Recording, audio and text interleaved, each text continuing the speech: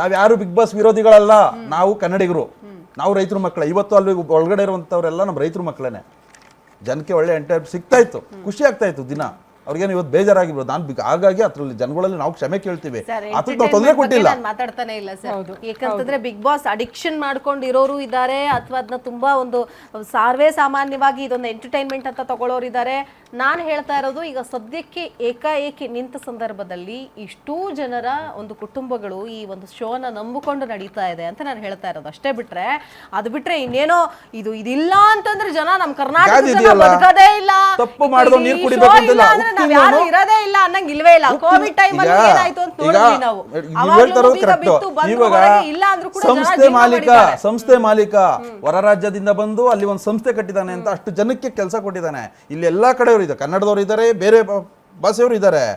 ಉಪ್ತಿಂದ ನೀರು ಕುಡಿಬೇಕು ಅಂದಾಗ ಇದಕ್ಕೆಲ್ಲ ಹೊಣೆ ಸಂಸ್ಥೆ. ಅವನು ಕುಣಿಸ್ಬಿಟ್ಟು ಇಟ್ಟಾಕ್ಲಿ ಬಿಡಿ.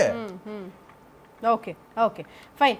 ಈಗ ಶಿವು ಯಾದವ್ ಅವರು ನೋಡ್ತಾ ಇದ್ದೀವಿ, ಒಂದು ಕಡೆ ಕನ್ನಡ ಪರ ಸಂಘಟನೆಯವರಾಗಿರಬಹುದು, ರೈತ ಪರ ಸಂಘಟನೆಗಳಾಗಿರ್ಬೋದು, ರೈತರಾಗಿರ್ಬಹುದು ಹೋರಾಟವನ್ನ ಮಾಡ್ತಾ ಇದ್ದಾರೆ. ಎಲ್ಲೆಲ್ಲಿ ಮಾಲಿನ್ಯ ಆಗ್ತಾ ಇದೆ, ಎಲ್ಲೆಲ್ಲಿ ನೀರನ್ನ ಸಂಸ್ಕರಿಸದೆ ಏಕಾಏಕಿಯಾಗಿ ಬಿಡುಗಡೆ ಮಾಡ್ತಾ ಇದ್ದಾರೆ, ಇದು ಮಾಲಿನ್ಯಕ್ಕೆ ಅಡ್ಡಿ ಅನ್ನೋದ್ರ ಜೊತೆಗೆ ಇಲ್ಲಿ ಇದನ್ನ ನಂಬಿಕೊಂಡು ಜಾನುವಾರುಗಳೆಲ್ಲವೂ ಕೂಡ ನಾವು ಬದುಕ್ತಾ ಇದ್ದೀವಿ, ಜೀವಿಸ್ತಾ ಇದ್ದೀವಿ. ಸೊ ಇಂಥವ್ರಿಗೆ ಸಮಸ್ಯೆ ಆಗ್ತಾ ಇದೆ.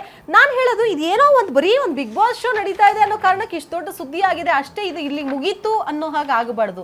ಮುಂದಿನ ದಿನಗಳಲ್ಲಿ ಇದೊಂದು ಪಾಠ ಆಗಬೇಕು. ಎಲ್ಲ ಏನು ಬಿಗ್ ಬಾಸ್ ನಾವು ಪಾಠ ಕಲಿಸ್ತೀವಿ ಅಂತ ಏನು ಕರ್ಕೊಂಡು ಹೋಗ್ತಾರಲ್ಲ 17 ಜನಕ್ಕೆ, ಹಾಗೆ ಇಡೀ ಸರ್ಕಾರಕ್ಕೆ ಪಾಠ ಕಲಿಸುವಂತಹ ಒಂದು ಕಾರ್ಯಕ್ರಮ ಆಗಬೇಕು ಅಂತ ನನ್ನ ಒಂದು ಮನವಿ. ಏನು ಹೇಳ್ತೀರಿ ಮೇಡಮ್? ಇದು ನೀವು ಹೇಳ್ತಾ ಇರೋದು ಬಿಗ್ ಬಾಸ್ ಒಂದು ಇದಾಗಿದೆ ಅಂತ ಹೇಳ್ತಿದ್ದೀರಲ್ವಾ, ಅಲ್ಲಿ 35 ಎಕರೆ ಇದೆ. 35 ಎಕರೆಲಿ ಕೇವಲ ಒಂದು 2 ರಿಂದ 3 ಎಕರೆ ಜಾಗದಲ್ಲಿ ಮಾತ್ರ ಬಿಗ್ ಬಾಸ್ ನಡೀತಾ ಇದೆ. ಇನ್ನು ಮಿಕ್ಕಿದ್ದ ಜಾಗದಲ್ಲಿ ಬೇರೆ ಬೇರೆ ಆಕ್ಟಿವಿಟೀಸ್ ನಡೀತಾ ಇದೆ. ಬೇರೆ ಬೇರೆ ಕಾರ್ಖಾನೆಗಳು, ಬೇರೆ ಬೇರೆ ಅಲ್ಲಲ್ಲ, ಜಾಲಿವುಡ್ ಸಂಸ್ಥೆನೇ 35 ಎಕರೆ ಇರೋದು.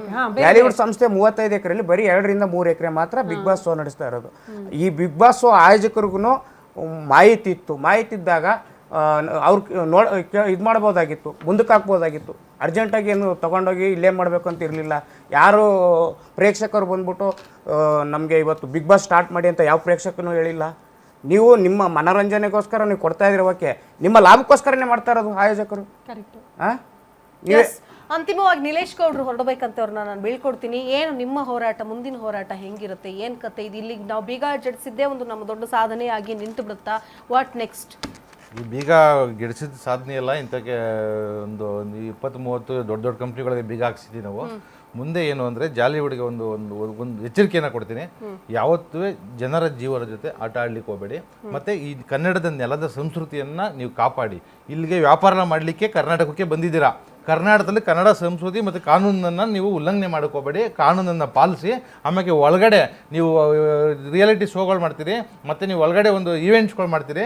ಆ ಈವೆಂಟ್ಸ್ಗಳು ಬರೀ ತಮಿಳ್ಮಯ ಆಗಿದ್ದಾವೆ ಅಂತ ನಮಗೆಲ್ಲ ಮಾಹಿತಿ ಇದೆ. ಇನ್ನು ಮುಂದಿನ ದಿನಗಳು ನೀವು ಇದೆಲ್ಲನೂ ಕಾನೂನು ರೀತಿ ಎಲ್ಲ ಮಾಡಿ ನೀವು ಏನು ಬೀಗ ಹಾಕಿದ್ರೆ ಅದನ್ನ ನೀವು ವಾಪಸ್ ತಗ್ಸಿದ್ರು ಮುಂದಿನ ರೀತಿ ಕನ್ನಡವಾಗಿ ಮತ್ತು ಕಾನೂನುಬದ್ಧವಾಗಿ ಇದ್ದರೆ ನೀವು ನಡೀಲಿಕ್ಕೆ ಈ ನೆಲದಲ್ಲಿ ನೀವು ವ್ಯಾಪಾರ ಮಾಡಲಿಕ್ಕೆ ಬಿಡ್ತೀವಿ. ಇಲ್ಲ ಅಂತ ಹೇಳಿದ್ರೆ ನಮ್ಮ ಬಿಗ್ ಬಾಸ್ ಮುಗಿದ ಮೇಲೂ ಅಷ್ಟೇ ನಮ್ಮ ಈ ಹೋರಾಟ ನಿರಂತರವಾಗಿ ಇರುತ್ತೆ ಜಾಲಿವುಡ್ ಮೇಲೆ. Okay, thank you sir, thank you so much ಇವತ್ತಿನ ಕಾರ್ಯಕ್ರಮದಲ್ಲಿ ಭಾಗಿಯಾಗಿದ್ದಕ್ಕಾಗಿ. ನೋಡಿ, ಒಂದು ಕಡೆ ಹೆಂಗೆ ಅಂತಂದ್ರೆ ಜಾಲಿವುಡ್ ಅನ್ನುವಂತಹ ಈ ಅಮ್ಯೂಸ್ಮೆಂಟ್ ಪಾರ್ಕ್ ಏನು ನಿರ್ಮಾಣ ಆಗಿದೆ, ಇಲ್ಲಿ ಈಗಿರುವಂತಹ ಪೊಲ್ಯೂಷನ್ ಕಂಟ್ರೋಲ್ ಬೋರ್ಡ್ ಅವ್ರು ಹೋಗಿ ಕಂಪ್ಲೀಟ್ ಆಗಿ 4 ದ್ವಾರಕ್ಕೂ ಬೀಗ ಜಡಿದಿದ್ದಾರೆ. ಅಂದ್ರೆ ಇಲ್ಲಿ ಬಿಗ್ ಬಾಸ್ ಶೋ ಒಂದು ಮೂಲೆಯಲ್ಲಿ ನಡೀತಾ ಇದೆ, ಬೇರೆ ಬೇರೆ ಶೋಗಳು ನಡೀತಾ ಇದೆ, ಬೇರೆ ಬೇರೆ ಶೋಗಳು ಕೂಡ ನಡೀತಾ ಇದೆ. ಇಲ್ಲಿ ಲಕ್ಷಾಂತರ ಅಂದ್ರೆ ಸಾವಿರಾರು ಜನ ಪ್ರತಿದಿನ ಕೂಡ ಹೋಗ್ತಾರೆ ಅಮ್ಯೂಸ್ಮೆಂಟ್ ಪಾರ್ಕ್ಗೆ ಅಂತ, ಅದನ್ನ ಒಂದು ಎಂಜಾಯ್ ಮಾಡ್ಕೊಂಡು ಬರ್ತಾರೆ. ಆದ್ರೆ ಈಗಿರುವಂತಹ ಪ್ರಶ್ನೆ, ಇವತ್ತು ಕೋರ್ಟ್ ಅಲ್ಲಿ ಏನಾಗತ್ತೆ? ತಡೆಯಾಜ್ಞೆ ಸಿಕ್ಬಿಡುತ್ತಾ? ತಡೆಯಾಜ್ಞೆ ಸಿಕ್ಬಿಟ್ರೆ ನಾವು ಸದ್ಯಕ್ಕೆ ರಿಲೀಫ್ ಆಗ್ಬಿಡ್ತೀವಿ. ಸೊ ಸದ್ಯಕ್ಕೆ ಅಲ್ಲಿ ನಡೆಸ್ಕೊಂಡು ಹೋಗೋದಕ್ಕೆ ನಮಗೆ ಪರ್ಮಿಷನ್ ಸಿಕ್ಕರೆ ಸಾಕು. ಕೋರ್ಟ್ ಮೂಲಕ ಹೋಗ್ತಾ ಇದ್ದಾರೆ, ಈಸಿ ಇಲ್ಲ ಅಂತಿದ್ರಪ್ಪ ಒಬ್ರು ವಕೀಲರ ಹತ್ರ ಮಾತಾಡೋ. ಪರಿಸರ ವಿಚಾರ ಬಂದಾಗ ಕೋರ್ಟ್ ಬಹಳ ಗಂಭೀರವಾಗಿ ಪರಿಗಣಿಸುತ್ತೆ ಅದನ್ನ.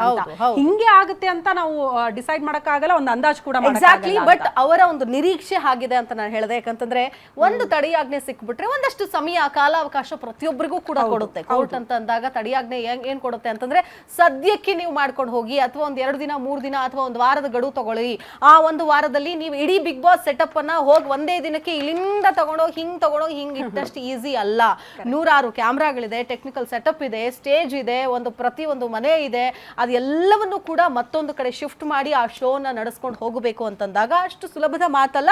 ಬಟ್ ಮಾಡ್ತಾರೆ, ಯಾಕಂತಂದ್ರೆ ಅಷ್ಟು ಅವರಿಗೆ ಏನು ಆ ಒಂದು ಕೆಪಾಸಿಟಿ ಅಂತೂ ಇದೆ, ಅದನ್ನ ಮಾಡೇ ಮಾಡ್ತಾರೆ. But they need some time. ಆ ಟೈಮ್ಗೋಸ್ಕರ ಇವತ್ತು ಕಾಯ್ತಾ ಇದ್ದಾರೆ. ಕೋರ್ಟ್ ಏನಾದ್ರೂ ಪರ್ಮಿಷನ್ ಕೊಡುತ್ತಾ, ಪರ್ಮಿಷನ್ ಕೊಡೋ ಸಂದರ್ಭದಲ್ಲಿ ಯಾವ್ಯಾವ ವಿಚಾರಗಳು ಅಲ್ಲಿ ಮುನ್ನೆಲೆಗೆ ಬರುತ್ತೆ, ಡಿಸ್ಕಷನ್ಗೆ ಬರುತ್ತೆ ಅನ್ನೋದು ಬಹಳ ಇಂಪಾರ್ಟೆಂಟ್ ಆಗುತ್ತೆ.